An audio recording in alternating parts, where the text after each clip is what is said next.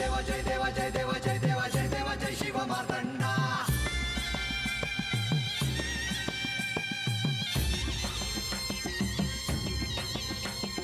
जय देव जय देव जय देव जय देव जय देव जय शिव मार्तंडा. हरिवर्धन मल्हारी तुझी प्रचंडा. अगडदुम नगारा सोन्याची जेजुरी देव गेले जेजुरा निळा घोडा. अगडदुम नगारा सोन्याची जेजुरी देव गेले जेजुरा निळा घोडा. पाव में तोडा कमरी कर पटा मिहिर मस्तकी तुरा. खोबऱ्याचा कुटका भंडाऱ्याचा भडका बोल अहंकारा सदानंदाचा येळकोट.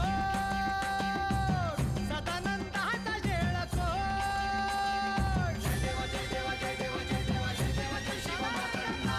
जय देव जय देव जय देव जय देव जय देव जय शिव मार्तंडा. हरिवर्धन मल्हारी तुझी प्रचंडा. जय देव जय देव जय देव जय देव जय देव जय शिव मार्तंडा. हरिवर्धन मल्हारी तुझी प्रचंडा.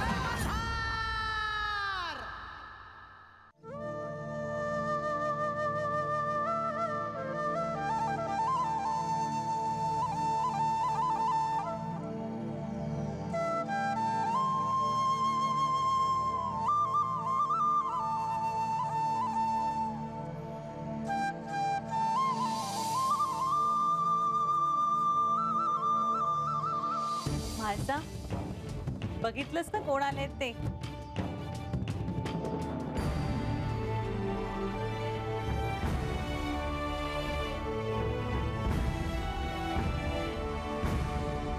कसे आहात आपण? जेजुरीत सारे कसे आहे? विवाहाच्या ओढीने सर्व वातावरण मंगलमय झालंय.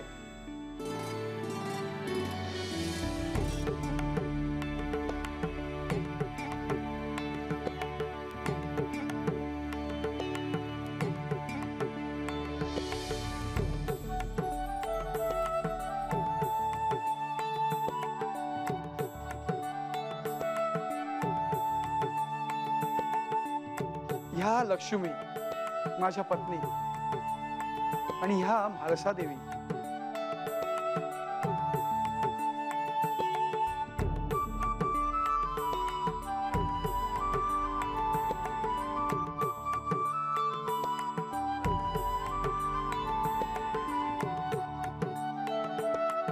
तुझ्याबद्दल खूप ऐकलं होतं म्हाळसा.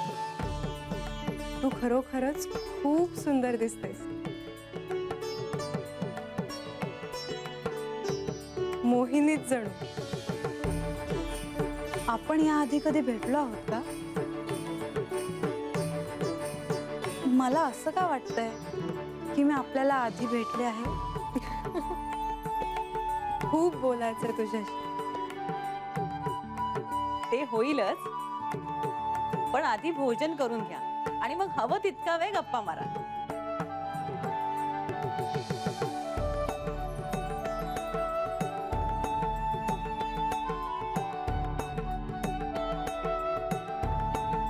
तुमच्याशी बोलताना असं वाटतंय की मी माझ्या सखीशी मैत्रिणीशी बोलतेय.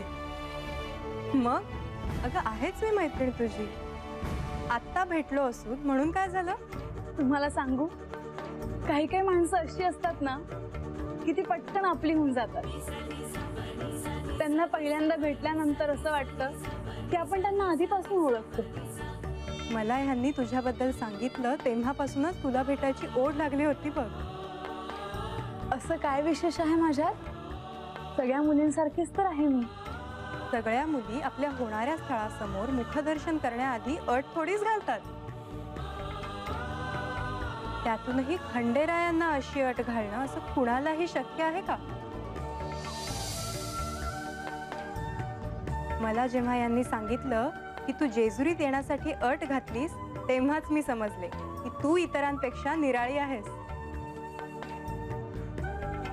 आणि म्हणूनच खंडेरायांचं तुझ्यावर इतकं प्रेम आहे.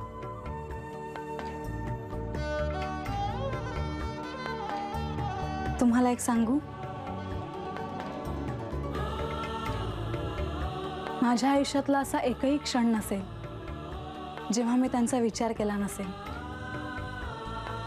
जर खंडेराय माझ्या आयुष्यात नसते तर माझ्या आयुष्याला, माझ्या असण्याला काहीच अर्थ नसता.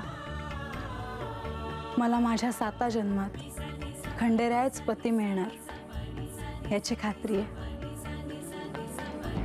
म्हाळसा, काही नाती अशी असतात की 7 जन्मापार अनंत काळ एकमेकांशीच जोडलेली असतात.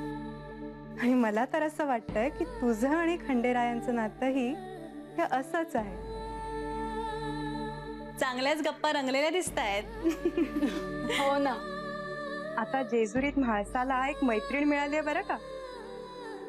आता आमच्या म्हाळसाची तुम्ही काळजीच करू नका. अशी मैत्रीण असेल तर रोजच गप्पा रंगतील नाही? हो, पण इतर गोष्टींकडेही लक्ष असू द्या. नाही म्हणजे हेगडी प्रधानांनी तुमच्यासाठी निरोप पाठवलाय, तुम्हाला बाहेर बोलावलंय. जेजुरीला प्रस्थान करायचं का मैत्रिणीकडेच मुक्काम करायचा असं विचारत होते. हो का? मैत्रिणीपेक्षा बहिणीकडे मुक्काम करूयात असं म्हणाले असावेत बहुधा. पण छे, आम्ही नाही करणार मुक्काम. अजून बरीच कार्य आहेत विवाह कार्याची. आता एकटीच बाई माणूस म्हणल्यानंतर मलाच बघावं लागणार सारं. कोणाकोणाला आणि काय काय सांगणार नाही का? चला, अंधार पडायच्या आधी प्रस्थान करायला हवं.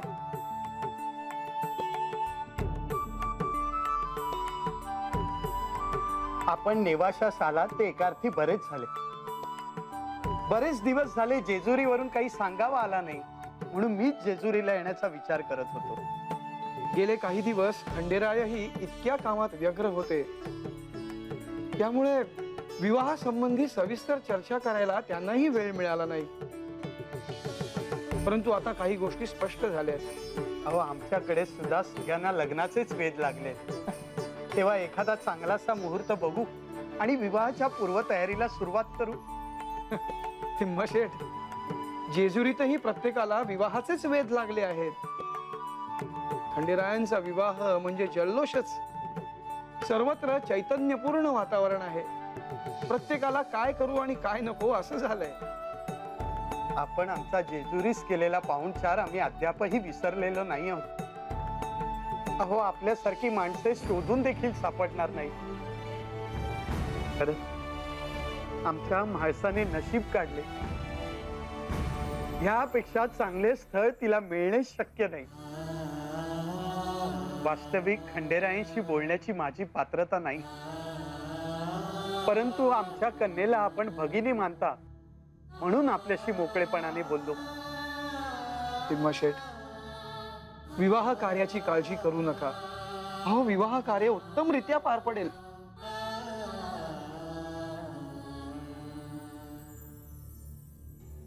या.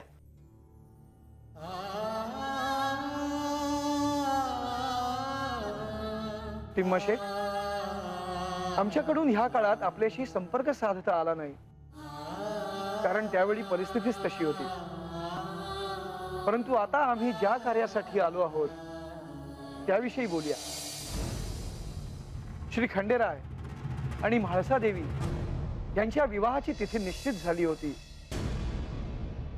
परंतु विवाह स्थळ ठरवायचे होते. आता ते विवाह स्थळ ठरले आहे. विवाह पाल किंवा पाली येथे पार पडावा अशी श्री खंडेरायांची इच्छा आहे. कुठलं गाव? मी तर याविषयी कधी ऐकलं नाहीये.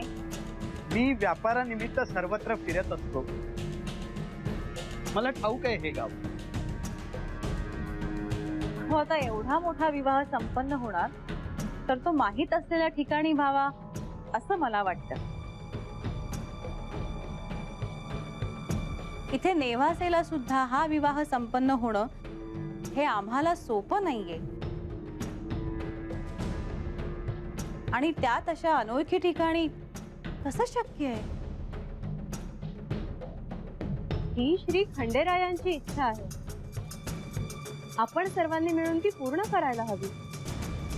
वरपक्ष म्हणून त्यांनी आपल्याकडून इतर कोणतीही अपेक्षा केली नाही. ज्या अर्थी खंडेरायांनी हे स्थळ विवाह स्थळ म्हणून निश्चित केले, त्या अर्थी त्यामागे निश्चितच काहीतरी कारण असणार.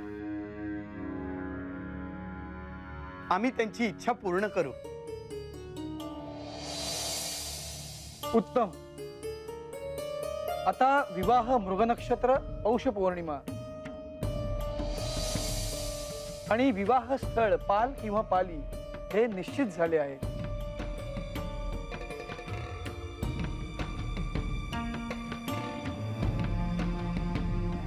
तिम्मा शेठ,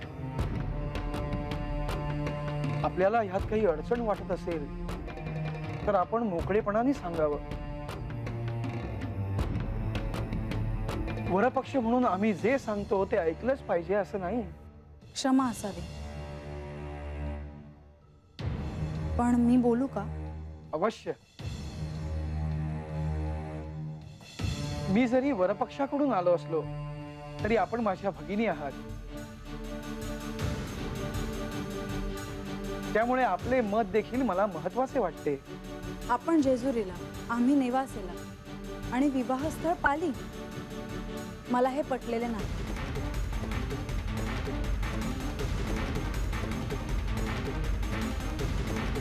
म्हाळसादेवी, विवाह स्थळ पाली असावे ही श्री खंडेरायांची इच्छा आहे. परंतु आपणास जर का मान्य नसेल तर ते स्थळ बदलले जाईल. माझ्या एकुलत्या एका कन्येचा विवाह आहे, त्यामुळे तो उत्तमरित्या पार पडण्यासाठी मी सर्वस्व पणाला लावी.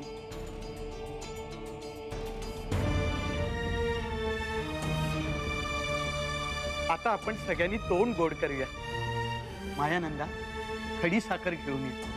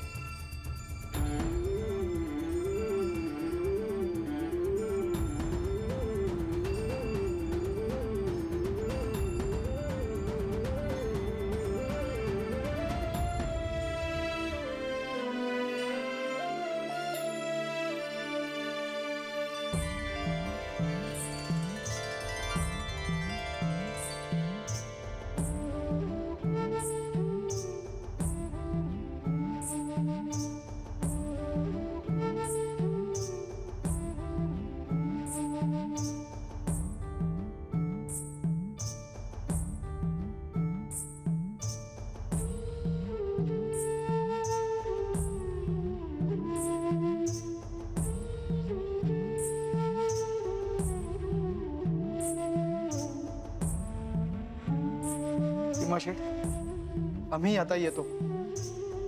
आता विवाहाच्या वेळी प्रत्यक्षात जेजुरीत भेट होईल.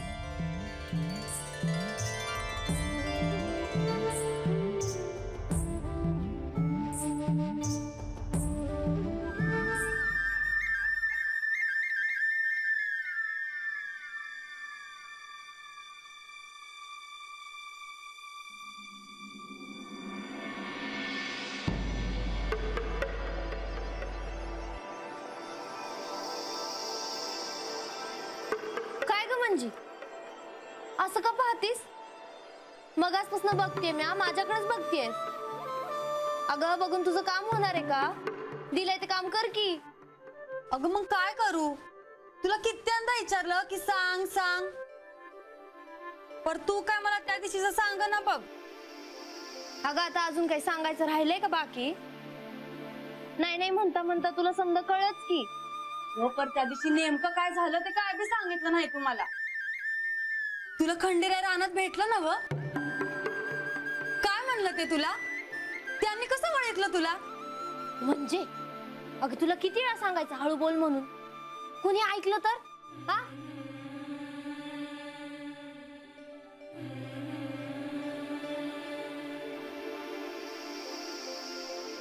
बानू सांग ना ग, खंडेराय असं म्हणलं की ते पुशी पौर्णिमेला येणार आहे म्हणून? होय, पर ते असं बी म्हणले की कोणाला बी सांगू नगस, नाहीतर त्यांना येता येणार नाही. पर खंडेराय नक्की तवाच येणार आहे ना ग? अगं मग हत्ती येणार म्हणून तर सारा वाडा सारवायला घेतलाय म्या. म्हणजे तुला एक सांगू का, अगं ते हत्त येणार म्हणून मला काय करून काय न ग असं झालंय बघ. आता त्यांना काय आवडतं काय नाही आवडत ते मला नाही ठाव, पर म्या मनापासून समज करणार आहे बघ. मग अगं खंडेराय तुझ्या घरला येणार ही काय साधी सुधी गोष्ट आहे का? म्हणजे आता परत जर तू त्यांचं नाव घेतलंस ना तर बघ, खंडेराय हत येणार आहेत हे कोणाला बी कळता कामा नये. होय, आता कधी एकदा पुशी पौर्णिमा येते असं झालंय बघ मला.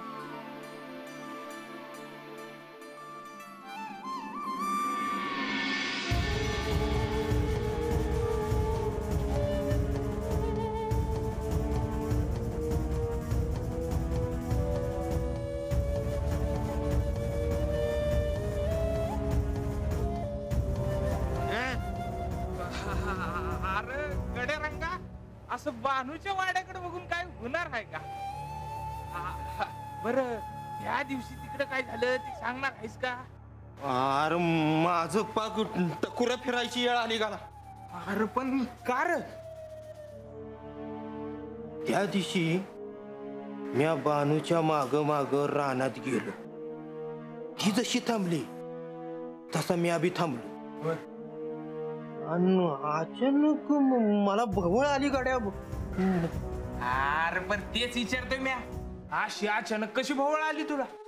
काय झालं त्यांना केळी? काय कोणा ठाऊ मला काही कळना झालंय, काय आठवना बी मला. रंगा एक मातूर पक्का आहे गड्या. काय ह्यो समदा प्रकार त्या बानूला नक्की ठाव असणार बघ. बानूला कसं ठाव असेल? मी तिच्या माग माग गेलो, ही बानूला कुठे ठाव होत? बरोबर आहे. मग तसं ना बरे, बानू पाड्यावर माघारी आल्यावर तुला कशी सूद आली?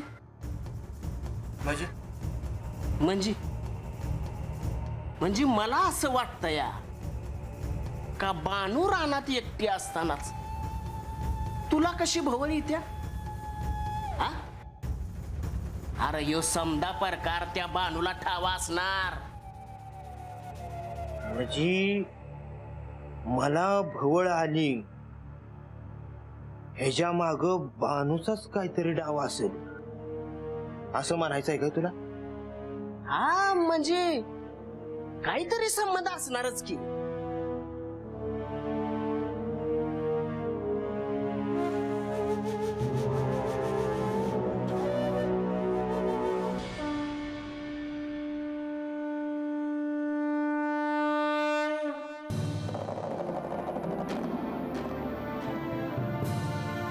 प्रधानजी, देवी लक्ष्मी यावे. कसा झाला प्रवास? उत्तम. तिम्मा शेठ यांनी उत्तम पाहुणचार केला. मला म्हाळसेला भेटायची इच्छा होती ती पूर्ण झाली आणि तिला बघून खूप वेगळं वाटलं. मी समजू शकतो. तरीही ती असं म्हणाली की आपण आधीपासूनच एकमेकांना ओळखतो. स्वाभाविकच आहे ते. देवा, विवाह स्थळ पाली असल्याचं सगळ्यांना सांगितलं आहे आणि तिम्मा शेठने ते मान्यही केले आहे, पण म्हाळसेला ते पटलेले नाही. आता तुम्हालाच गोडीने तिला ते समजावावे लागेल. मला माहित आहे ती सहजासहजी ते मान्य करणार नाही. ती ज्या पद्धतीने मुद्दा मांडत होती ते मला आवडलं. अगदी स्पष्ट आणि नेमकं. मी तर हाच विचार करत होते की तुम्हा दोघांची जोडी कशी दिसेल. ती छान दिसत होती.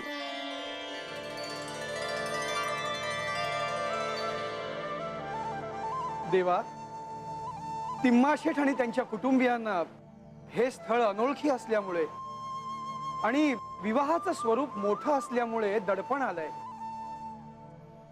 मी त्यांना पूर्ण सहाय्य करीन असं सांगितलंय. तसंच वर पक्षाकडून अवास्तव अपेक्षाही नाही हेही सांगितलंय.